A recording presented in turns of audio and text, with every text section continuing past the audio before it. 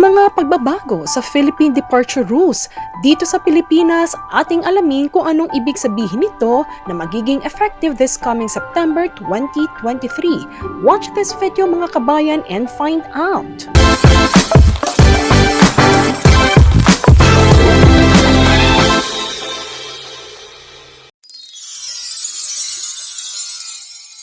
Hi mga kabayan! Welcome back to another episode of Jamie Aries Talk TV kung saan pag-uusapan po natin ang balita para sa iyo aking mga kabayan. If this is your first time to watch this channel, iniimbitahan ko po kayo na mag-subscribe na po sa ating video. Click niyo po yung subscribe button at notification bell so that every time we have a new video for you, ay updated kayo. Para sa ating balita, ngayon mga travelers at kabayan, in-update na po ang regulations for departure para sa lahat ng mga Filipino travelers. Binigyan na po ng green light ng Anti-Trafficking Council. Ating alaman ang detalye nito. Ano bang ibig sabihin nito para sa ating mga travelers? So if you will be flying from the Philippines from September 2023 and beyond, if you are a Philippine passport holder at lilipad po kayo from the Philippines starting po September 3, 2023, lahat po ng mga Filipino travelers departing from the Philippines ay kinakailangan na sumunod na po sa bagong patakaran na meron tayo for departure. Ang layunin po kung bakit nagbago ang mga patakaran at rules para sa departure ng lahat ng Philippine passport holder is to counteract the serious threat of human trafficking. According to IACAT or the Interagency Council Against Trafficking, ito po ay binubuo ng various government agencies and non-government sectoral representatives.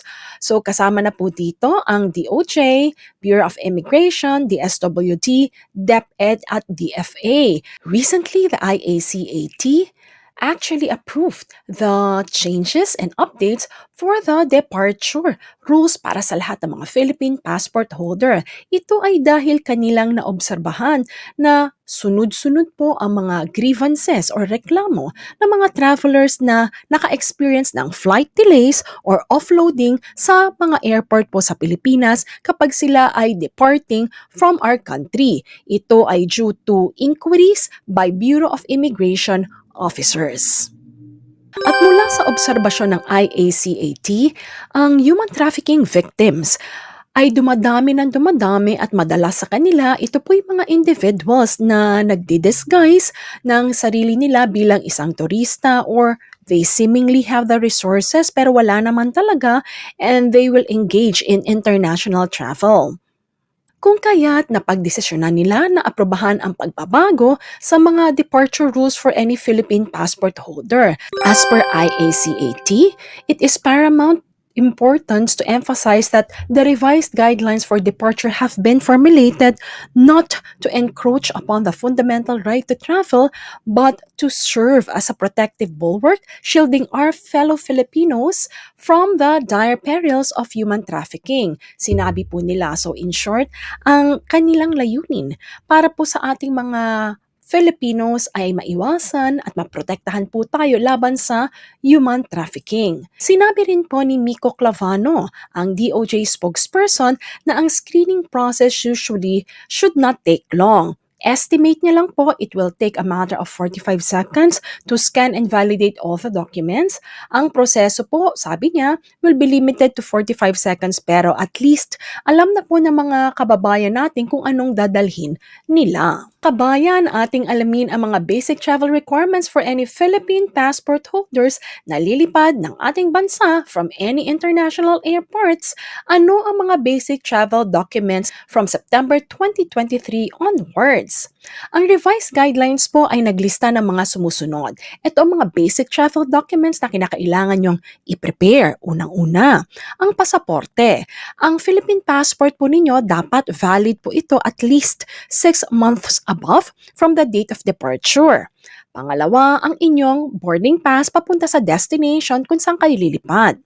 Pangatlo, appropriate visa. Yan ay working visa, tourist visa, or kung anong klaseng visa ang inyong mayroon kayo, yan po ang inyong ipepresent. And number 4, kailangan may confirmed return or round-trip ticket kayo lalo na kung turista. Now, what are the additional documents? So, ang isang immigration officer po ay tatanungin kayo bilang traveler na ipakita ang any of the following support documents. Una, kung kayo ay magtuturista sa ibang bansa, ano po yung proof of accommodation ninyo? Pwedeng ito ay bahay na titirhan nyo ng kakilala, kamag-anak po ninyo, or confirmed hotel booking. Maari din naman po yung financial capacity or source of income para at least they can prove that you can support yourself. And number three, proof of employment like COE, maari din po na company ID, residence card, depende po. So make sure that you have all those basics with you that will prove that you are employed. Now, what else? Now, for trips sponsored by a relative, ang mga travelers po whose trips are sponsored by a relative within the first civil degree may need to show or present the following. Number one, original birth certificate, inissued po ng PSA or Philippine Statistics Authority. Pangalawa, marriage or report of marriage certificate po. Pangalawa, marriage certificate or report of marriage issued by PSA. And then, pangatlo, copies of the sponsor's passport. Pang-apat, valid work visa or residence permit. Panglima, for OFW sponsors, maari pong hingin ang kopya ng inyong OEC, e-receipt, or OFW clearance. So make sure that you provide that if you will be sponsoring a relative of first civil degree, mga OFWs. Kung sakasakali naman ang inyong trip ay sponsored by a relative na fourth civil degree of consanguinity or affinity, kinakailangan po unang-una ang notarized original affidavit of supports. Unang-una, ang notarized original affidavit of support issued by PSA, ang original na birth certificate po ninyo na issued by PSA or marriage or report of marriage issued by the Philippine Statistic Authority. Now, as long as this actually shows the relationship between the passenger and the sponsored, this must be presented. At gayon din po mga kabayan, sometimes, when you fly or depart from the Philippines, you will be sponsored by a non-relative. So please, number one, a notarized original affidavit of support and guarantee, a document establishing the relationship between the passenger and the sponsor. Mula po sa Bureau of Immigration spokesperson na si Dana Sandoval, sabi niya they may show proof po of their relationship. That could be photos, that could be any of the documents po. Tinitingnan din po who the sponsor is, hindi lang yung relationship nila, but who the sponsor is upang malaman if this is actually a legal person at kung nag-sponsor na ba siya ng ibang tao before.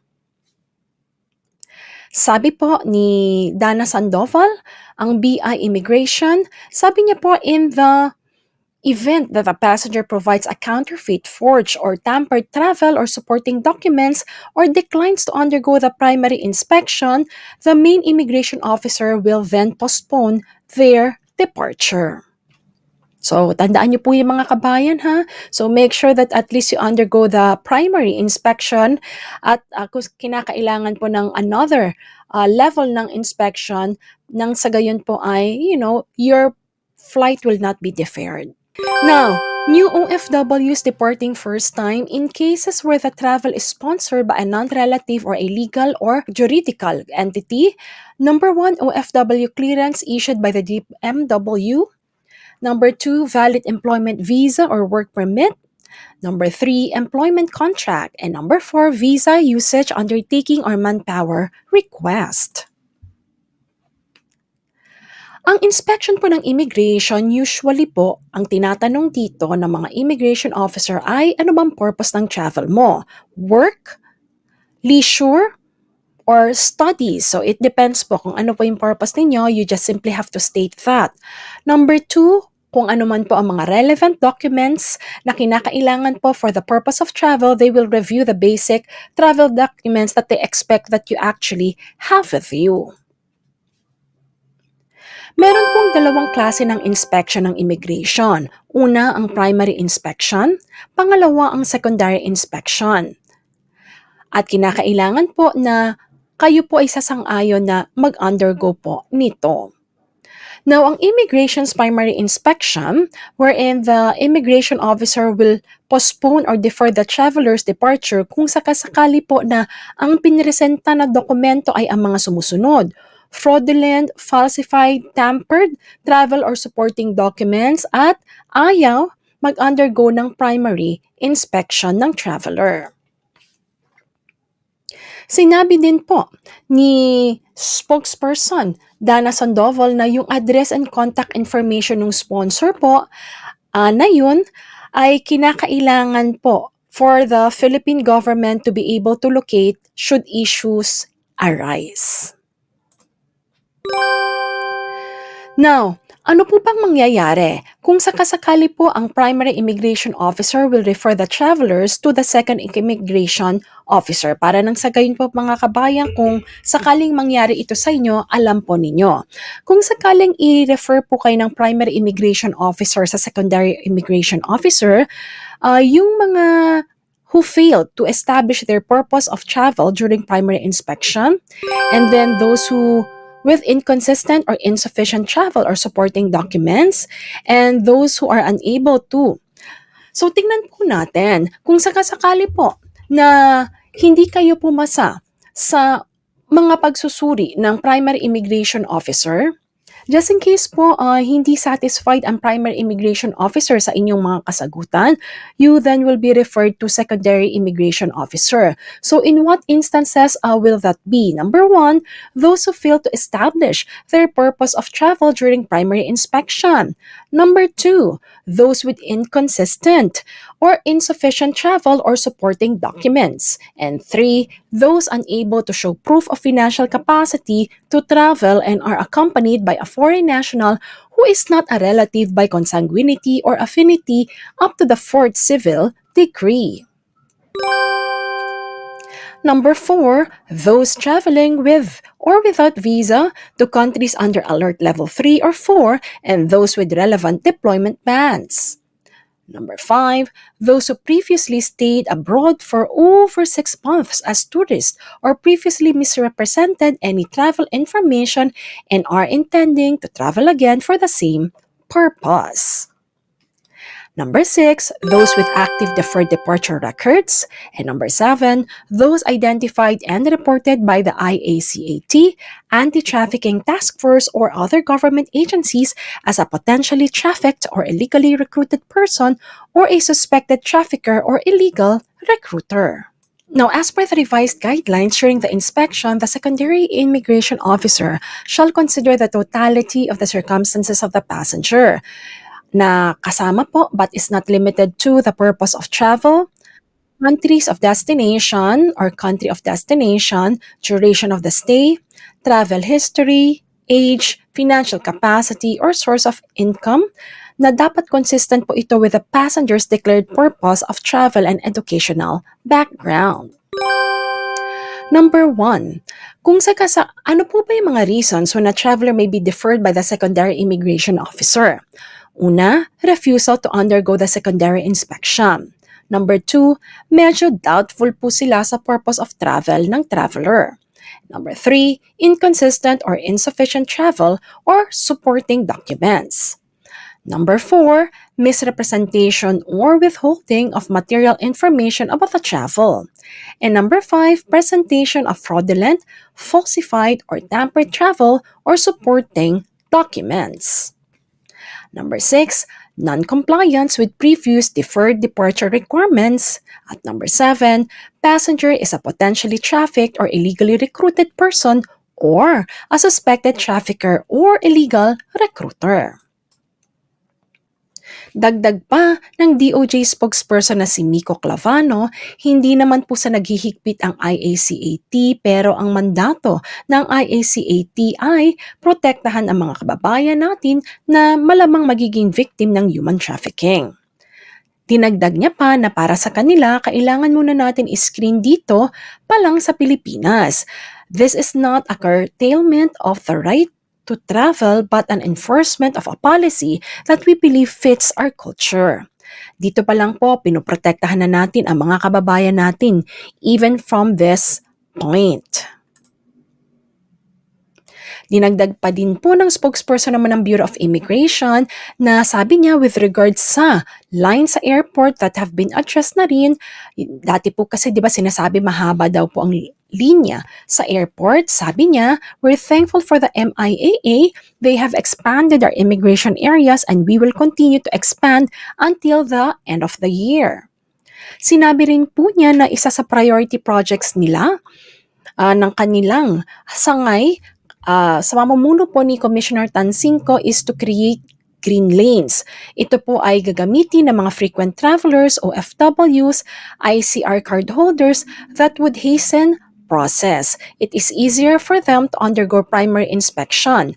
Yung long-term plan po ng Bureau of Immigration is to add more e-gates both at the arrival and departure areas para mas mapabilis ang biyahe ng mga kababayan natin even for the tourist. At yan po ang ating update para po sa panibagong departure rules for all Philippine passport holders this coming September 3, 2023. So if you find this video helpful and informative, please click like at sa lahat po ng lilipad from September 3, 2023 and beyond, may God bless you and have a pleasant flight. So muli po, saan man tayong dako ng mundo, taas noo tayo'y mga Filipino. Inaanyayahan ko po kayo na mag-subscribe na sa ating channel, mag-follow sa ating FB at TikTok, and I'll see you in my next video. God bless everyone!